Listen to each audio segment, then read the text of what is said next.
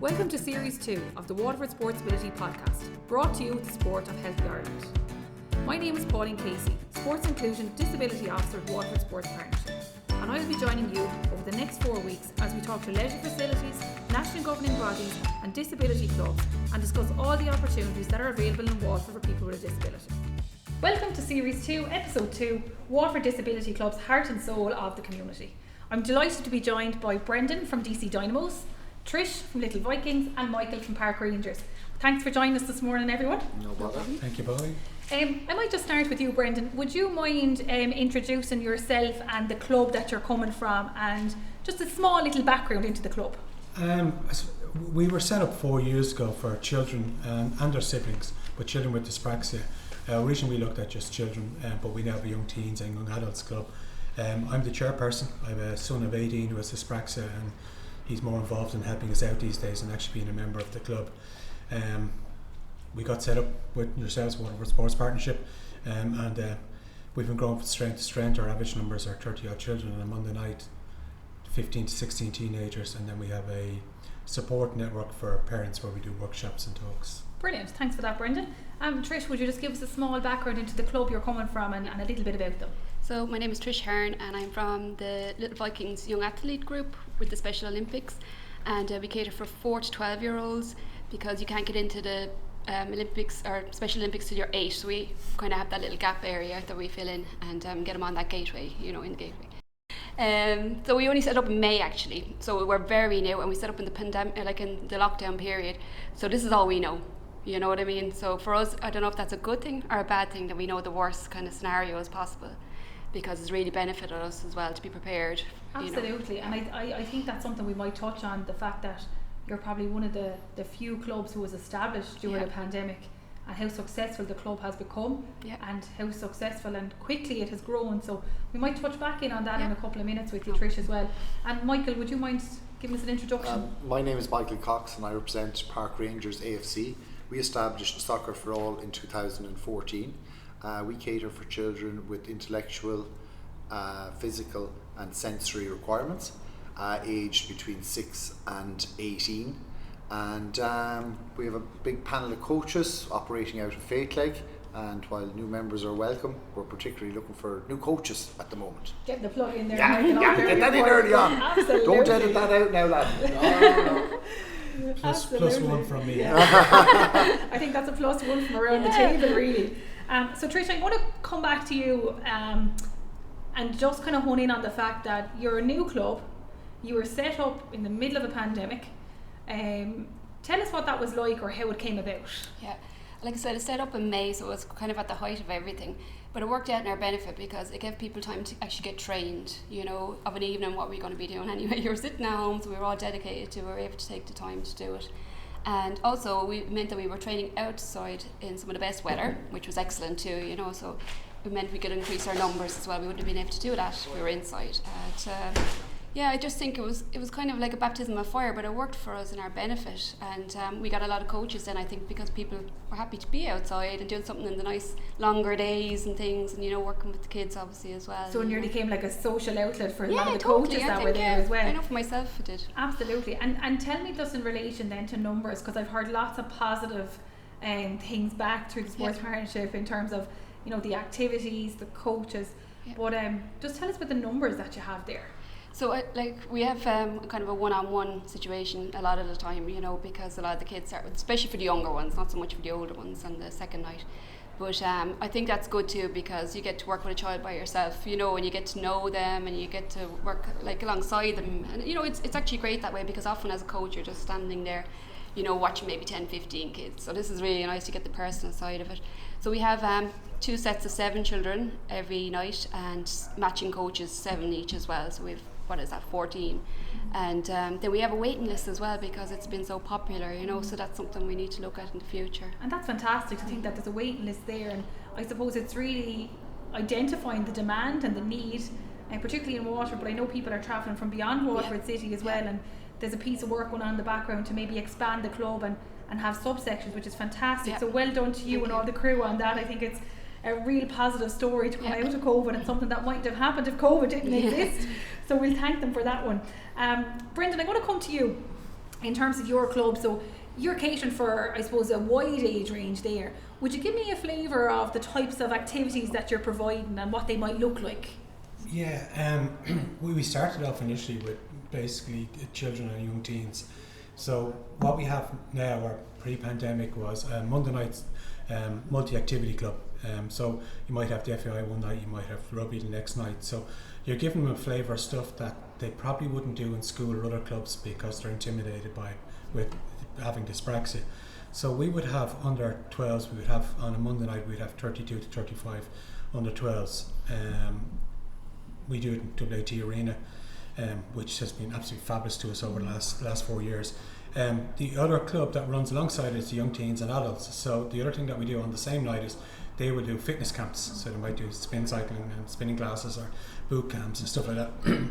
Because what we found was they grew out of the FAI and the rugby and the Muay Thai and all that stuff, and they were standing in the corners on their phones. Great fun talking to each other but doing no activities, and they really bought into it. Unfortunately, it only kicked off before the pandemic kicked in, but at that stage, so we were ending up catering for 50 children, including young teens, every Monday night. We'd also do 6-week blocks of horse riding.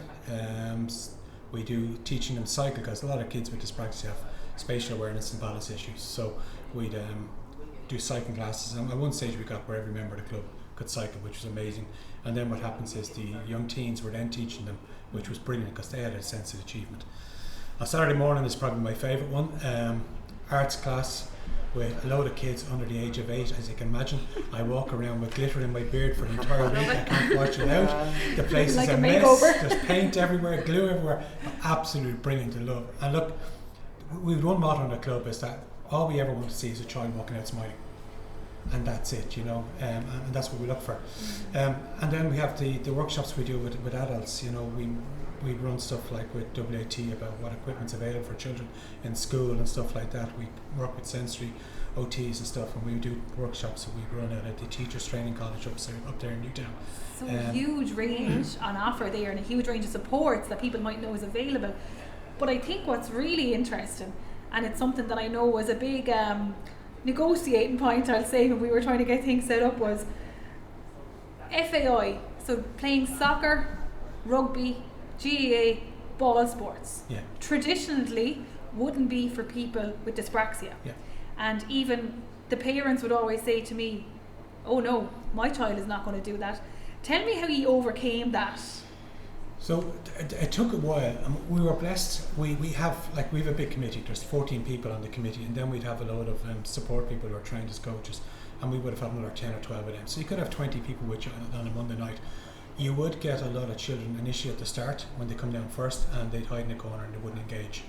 And you know, you were taught to kneel down and talk to them, and we do something which I was taught through work which we do them, which is you explain the situation, the behaviour, the impact, and then you spend some time with them. So eventually they move into it and they will take part in it. You wouldn't normally have, I can't think of any child that would have come back the second week and have shied away from it. It's usually only the first week, and it's usually only for 15-20 minutes. And we had a fabulous case where we had a child who was 11, beautiful soccer player, small, slight, was diagnosed with dyspraxia and thought his word had ended. Hadn't come out of the house for about a month before he came to us. The FAI were down that night. He lit the place up, super soccer player, and we walked out the door and I said, how'd you get on? He said, best night of my life. You know, he hadn't been outside his door for a month at 11 years of age. You know, so that's where we get back. It's just watching kids walking out smiling, oh, we'll be back next week. And when it's not run, you're constantly getting pinged when you're running. Brilliant. So. And Michael's making notes there. He wants to know who that 11-year-old is and when can he get them to join the club. So I'm going to come across to you, Michael. And just tell me a little bit more about the club. So I suppose the one thing is, I know, is Park Rangers has been established for a very long time, catering for children with a disability. Very, very engaged in lots of national weeks and taking part in lots of events and that as well. So tell me a little bit about what you offer and how you operate your club as such. Well, we operate on a voluntary capacity. I can't stop thinking of Brendan's paint classes. I want to go to one of his paint classes. Sounds like great fun. Well, in essence, we try and divide the squad into three: a junior, a sort of intermediate and senior group. So they're effectively three teams within one. And obviously, with people, what I love about our particular group is having children with differing requirements, be it sensual or intellectual or physical. So it's a right sort of mix of kids, and I just love watching the empathy and kindness between them, and I love the way they look at each other with such equality. So somebody might be blind, somebody else may have dyspraxia, but in that sort of hour, I think every Saturday morning, that's all forgotten, and these are a bunch of equal children. The other thing that we've been trying to do is to try and do more integration with what we call mainstream. Again, COVID, the terrible man, but prior to COVID, we had this event where we had our soccer for all and our mainstream kicking football together, and then I suppose witnessing the magic of these older kids from mainstream, again seeing the compassion, the empathy, the kindness, and these kids mainstream, they know about scoring goals, but just seeing them play this game, mixed teams with our soccer for all team, and passing the ball, deliberately not being the one to score the goal, but have a kid from the soccer from all team score the goal. So I chair the club, and anybody, and Brendan will know no different. Chairing the club is a kind of a task. You have mornings when you wake up saying, what in the name of God am I doing this for? I must be absolutely mad. As somebody said to me recently, you don't have to be crazy to be volunteer at Park Rangers, but it certainly helps. But those moments when you have the lows, and not just me as chair, but all volunteers and committee members, they only ever have to go down to Soccer for All on a Saturday morning, watch the magic, and realise what it is actually all for. It takes you out of your lowest moment as a volunteer to witness, as I say, the magic every Saturday morning. No different, I have to say, when you see the little Vikings, and I suppose what they have is so much colour and activity. Just watching that, it's always a certain bit of magic. So I really would encourage anybody who has any temptation to get involved with Brendan and the DC Dinos or the Little Vikings, or indeed us in Park Rangers, like anybody who has a temptation to volunteer, come along, and you're going to find that it's the most rewarding experience of your life. Absolutely. Well, I suppose that's going to answer my next question. You've already answered about why are you involved. Well, I am crazy. I have to look at him. That's primarily it. Well, I'll tell you how we got involved in it. Like back when I joined Park Rangers in 2013, there was a significant absence of girls' teams and kids with special requirements. So I suppose in 2013, when we got the feet onto the table, these were two big priorities. So in addition to our Soccer for All team, we've grown our girls panel as well, and we have a whole range. I think we're like the second biggest girls club in Waterford now at this stage in the game, to create that little bit more of equality, not just with people with special requirements, but also female participation in sport. Brilliant. So that's where it started in 2013, and in 2015 then we won a National Cara Inclusion Award, and that was a great big sort of push on, because after the first 2 years, the first year you have great sort of excitement starting something up, second year you start getting better, falling into a bit of a routine, and then you have that third year where I think it becomes a little bit too much like routine, and then that Cara National Award gave us this extra kind of push, and we developed an indoor space then with our extension onto the clubhouse, because we found one of the biggest challenges was cancelling because of weather, and some of the kids that would have circulatory issues, they can't be out in the cold for any length of time. They just literally be going blue in front of your eyes. So having this indoor space also meant that there was a bit more continuity rather than a stop-start. Some of the kids then with some of the intellectual requirements, they like the old routine, the Saturday we go, and just because it's raining, that doesn't seem to be always a factor as why something shouldn't happen. So that was another sort of big push on for us. Brilliant. That sounds great, Michael, and I think the fact that you got that inclusion award was showing the good work that you were doing, not just as a subgroup of the club, but actually as a whole club in general, which is really, really important. Trish, yourself as a new club, how did you fall into it? How did you end up getting involved in it? I saw it's a personal value for me, actually, inclusion anyway. I'm involved with a few other clubs. I'm actually involved with De La Salle as well. I'm trying to get the female soccer team off the ground there, Michael. Brilliant. So yeah, we ask for rivalry started here. I'm all for it. We've 3 female coaches now, and we're really putting a push on it. But I've always been personally interested in this, and this was just like, wow. When I saw it in the paper, I was like, this is perfect for me. I love working with small kids, and you know what I mean, inclusion again. And I had very little interaction with children or adults even with special needs or intellectual disabilities, so I said to myself, I'd love to try this. And brilliant. Yeah. And just from yourself then, without having that background or that experience as well, Did you have any fear or anxiety going into the 100%. group? Yeah, Tell me about that. 100%.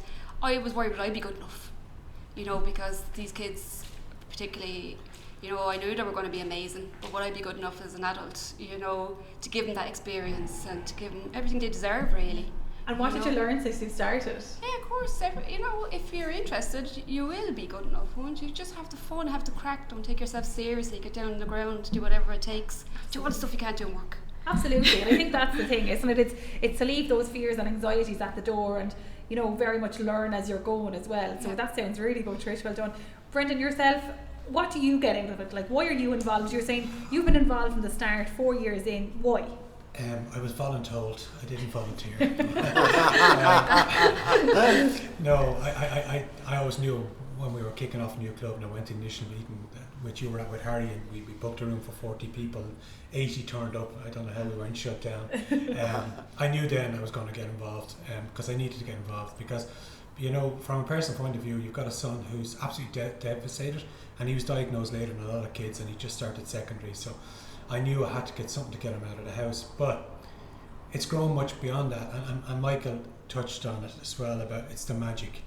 It's when you go along, and I come along on a Monday and I've had a tough day in work, and you're going, oh man, and you're rushing, have I got everything with me, you're within 10 minutes it's all forgotten about.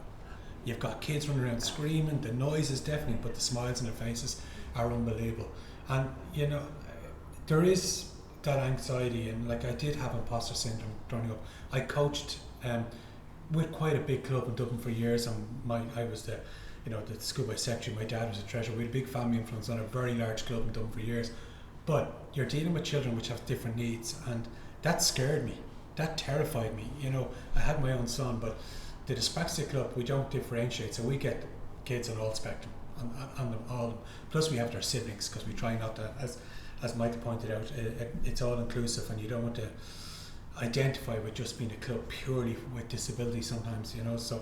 But yeah, I suffered tremendously with anxiety and imposter syndrome at the start, and to this day I still do. I mean, that's human nature, but it is the smile on the kid's face, or the parent coming up to you. And I'll go back to a story when we teach cycling, and we had one family and they had one child with dyspraxia who couldn't cycle.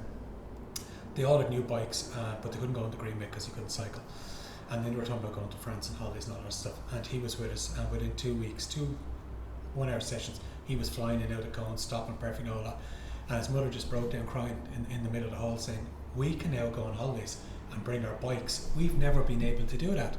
We've gone to the campsite in France, in south of France, and everybody else in the campsite have their bikes except my kids. I can't bring 2 bikes from my 2 older sons and not bring them from my younger son. So when you hear that, sometimes there's a lot of work, and people don't understand. Sometimes, it's like the old adage, you're a swan that's calm on the top, but what goes underneath and running a club is absolutely mayhem. And some days you say, as we all say, why am I doing it? But you just, I think that's exactly why you're doing it. It's that impact. It's not about the physical activity. It's not about that. It's about the impact that has actually on the life of the family and those around them as well. And it's a life skill that you just taught them.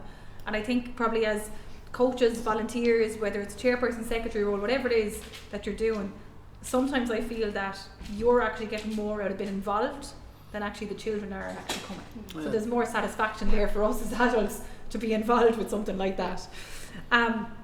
I suppose in terms of barriers, and we can talk about barriers forever, but Michael, coming back to you, is there any barrier there that you'd like to get rid of at the minute that would, if it didn't exist, your club would? COVID restrictions being number one. Magic wand, let's do it. No, other restrictions. Well, no, like coach, like as you see the demand in our county for both of our 3 organisations here, like there's demand, and that has to be satisfied with coaches. So I'm sorry to keep going back to it, but that's what it's about.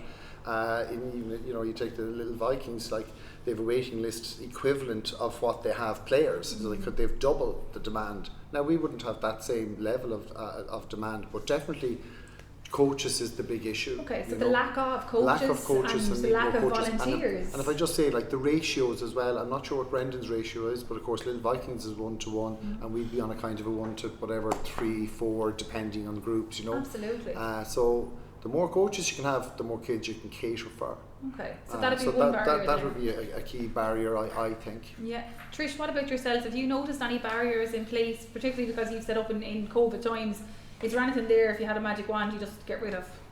Well, I mean, there's a few. I mean, financial ones as well. You know, because what we were taking in cash there wasn't covering the cost of the venue and stuff. You know, and you don't want to put that back on the families. So that was one of the main ones. And then we didn't have a lot of money to buy equipment to start. You know, and you know, over time we've seen what we can buy. You know, what would benefit the children and stuff. And you're itching at the bit to get a few extra bits and stuff, but you have to take your time and develop. You know what I mean? So yeah. I think even financial barriers, they do exist. You know. Absolutely, and I think there's lots of other costs there for maybe families and parents, and you know, adding an extra €4 or €5 every week. You know, some parents mightn't have it. Yeah. But I suppose the fact that it's a new club setting up, you'll start to hear a lot more about different grants and different funding opportunities that are available, and start to tap into them. And you know, the club is definitely going from strength to strength. I think it was 2 or 3 weeks in and he had a big sponsor from Bosch and Lawman with a big check already. So thanks to Gavin Lonergan and his hard work, but that was amazing because that helped out straight away. And then we won the award there recently from GlaxoSmithKline and WLRFM, the €3,000, and that was on the public vote. So that's phenomenal if you think about it. You know. So it's fantastic to see in such a short space of time the impact and the achievements that this group has got already. And Brendan, yourself, barriers? The biggest one, two of them, one Micah touched on, is volunteers. You know, we start off with great intentions and people's lives get in the way and they have their own kids and their own things to do, and it dilutes as it goes down. And one of the things that we have, we're not pulling from Waterford because we're the largest dyspraxia club in the country. We have members from Kildare, Carlow, Cork, Tipperary and Wexford that travel down in the middle of winter to play. So you don't want to turn anybody away, but we are getting to a stage that if it was to grow much further, we then are talking about a waiting list, and I don't want really to get into that because you know none of us want to disappoint kids. So that's volunteers. The funding, we're not too bad at the moment. You know, we've got some really cool people that did it and got bits and pieces in like other companies that we all work for, all ponied up. But I suppose we don't have a venue, a home. And that's a huge challenge for us. I mean, WT Arena have been absolutely amazing, and I can never thank them enough for what they've done for us. It's unreal. But if they have a graduation on a Monday night, we're obviously going to be bumped. And that happens quite a few times. And, you know, we touched on it here. Every child with a disability needs structure. They don't like to be told, it's Monday, you're not going to the club because there's something on in the arena. You know, they can't, a lot of them can't handle it. They find it very difficult. It's a huge challenge. My own son, you know, even though he's 18, if I turn around today and said, hey, we have to go to Dublin tonight to see your granddad, that's a total no-no. So they don't like that change. So I'd love to have somewhere where I could, you know, we do 6 week blocks, take a few weeks off, another 6 week block. I'd love to be able to sit down at the start of each year and go, we're here. Have a home. And have a home. That, so. Yeah, and I think that's really important, particularly for children, that they do have that routine and they have that familiar environment that they're used to as well. You know, and I think COVID is probably going to raise that challenge even more so, particularly for all of our clubs, but particularly Year 3 clubs where indoor venues are probably not as plentiful as what they were. Some venues haven't reopened, some are being used for alternative use, and I think that's going to have a real impact on our sports clubs and trying to identify new homes for them and locate them. I suppose the key message there from all three of you is that volunteers across the board are so important, and that we need more volunteers in our clubs to support our children as well. Anything that you'd like to add to encourage people to join your clubs, or would you like to put a final message out there? A policy that we have, and I think Little Vikings have the same policy, which is we're trying to avoid making coaches out of parents. I think like with the other mainstream, you're opening an out parent or two to be coach, but we deliberately try and make it an hour off for the parents, some element of respite. Now they hang around, but at least it's their own time and they can go for a small walk around the grounds or whatever. I think people time and time think, oh, that's the parents' job to coach their own children, but anybody who has a child with special requirements would know like that 1 hour just to catch your breath of a Saturday morning is essential. So that just, I suppose, brings me back to, come on ye coaches, track down Brendan, Trish and I and get stuck in and see the magic for yourselves. Absolutely, and I think that's a nice way to end our series on this, and a lovely positive message. And again, I would encourage anyone out there that's interested in getting involved or volunteering to make contact with the 3 clubs, and there's lots of other clubs out there that are looking for volunteers and are willing to take on volunteers and offer support and training. So we'll pass on all their details to you. Brendan, Trish, Michael, thank you very much for your time. That was fantastic. Thank you. Thank you.